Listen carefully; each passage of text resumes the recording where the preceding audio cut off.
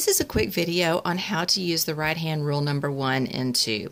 For right hand rule number 1, I just took a scrap piece of copper. You just take your right hand like this and wrap it around. The direction that your thumb is pointing is the direction that electric current is flowing. If current is flowing through a wire, it creates a magnetic field around it. The fingers curve around and point in the direction of the magnetic field. So the magnetic field is actually in a circle around the wire, or a donut shape. Okay? All right. Right hand rule number 2 is a little bit different. You take your right hand and you stick it out like you're going to shake somebody's hand. The thumb represents a moving electric charge.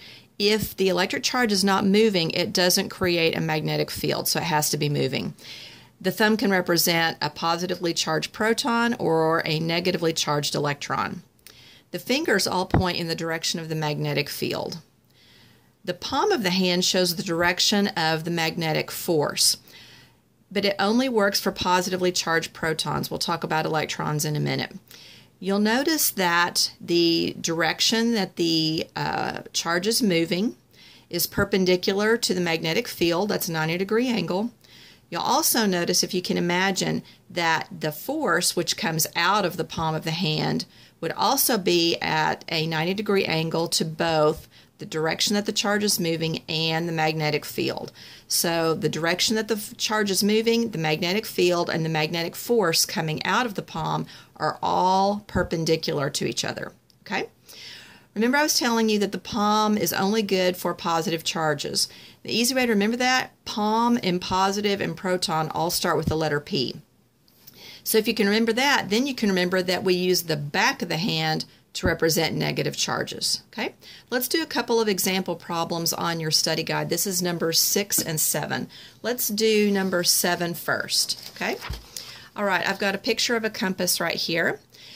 For number 7, it says, if a proton is released at the equator and falls toward the Earth under the influence of gravity. Okay, so let's take this question apart. Let's pretend that this represents the equator, because the equator runs east and west. All right? We're talking about a proton dropping, so that's going to be my thumb. And it's dropping, so that means it's falling toward the paper, isn't it? Okay? All right, then if we go on, it says you have to assume that the magnetic field is directed toward the north. Okay, so the north is up here. My fingers point in the direction of the magnetic field, so my hand is pointed in the correct orientation. Now it says, which way is the magnetic force pointing? Okay, well, remember, magnetic force is the palm of my hand if it's a positive charge, and it is. So which way is the force pointing? If you use the compass, the magnetic force is pointing toward the east, isn't it? Okay? All right.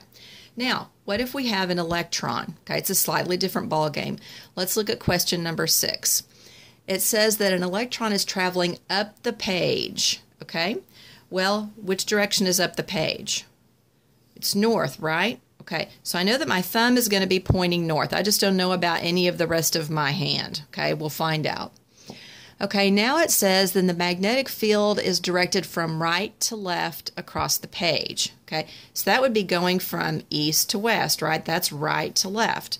So my magnetic field is pointing this way. Okay, so the question asks, where would the magnetic force be directed toward? Okay, well, if this were a proton, the magnetic force would be directed away from the page, because it would be directed upward, right? Because that's the way that the palm of my hand is pointing.